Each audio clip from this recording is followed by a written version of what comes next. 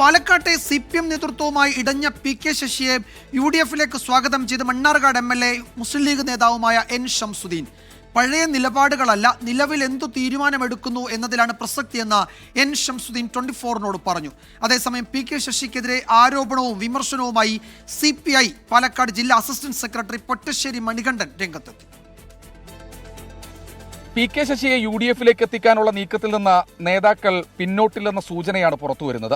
UDF-ലേക്ക് വരാൻ ഒരു തടസ്സവുമില്ല എന്നാണ് മണ്ണാർക്കാട് MLA N ഷംസുദ്ദീൻ പറയുന്നത്. മണ്ണാർക്കാട്ടെയും പാലക്കാട്ടെയും ഒക്കെ പൊതുരംഗത്ത് സജീവമായി നിൽക്കുന്ന ആൾ, ഇപ്പോൾ KTDCയുടെ ചെയർമാനായി നിൽക്കുന്ന ആൾ, അപ്പോൾ ഒരു പൊതുരംഗത്ത് വളരെ സജീവമായിട്ടുള്ള ആളാണ്. അദ്ദേഹം രാഷ്ട്രീയ നിലപാട് മാറി UDF-നോട് സഹകരിക്കണമെന്ന് തീരുമാനിച്ചാൽ UDF-മായി സഹകരിച്ച് പ്രവർത്തിക്കുന്നതിനൊരു തടസ്സമില്ല. ശശിയെ CPIM മണ്ണാർക്കാട് നേതൃത്വം പരസ്യമായി തള്ളിപ്പറഞ്ഞതോടെ രൂക്ഷ വിമർശനവുമായി CPI പാലക്കാട് ജില്ലാ അസിസ്റ്റന്റ് സെക്രട്ടറി പൊറ്റശ്ശേരി മണികണ്ഠൻ രംഗത്തെത്തി. മുസ്ലിം ലീഗ് ഭരിക്കുന്ന അരിയൂർ ബാങ്കിലെ തട്ടിപ്പിന് PK ശശി കൂട്ടുനിന്നെന്ന് പൊറ്റശ്ശേരി മണികണ്ഠൻ 24-നോട് പറഞ്ഞു. ഞാനാണ് വാസ്തവ മിനിസ്റ്ററുടെ കാര്യങ്ങൾ ചെയ്യുന്നത്.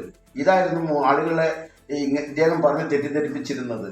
അതിന്റെ അടിസ്ഥാനത്തിൽ ലീഗുകാർ വിചാരിച്ചു ഞങ്ങൾ എന്ത് കൊള്ളയും ചെയ്യാം, ശശി ഉണ്ടല്ലോ അപ്പുറത്ത്.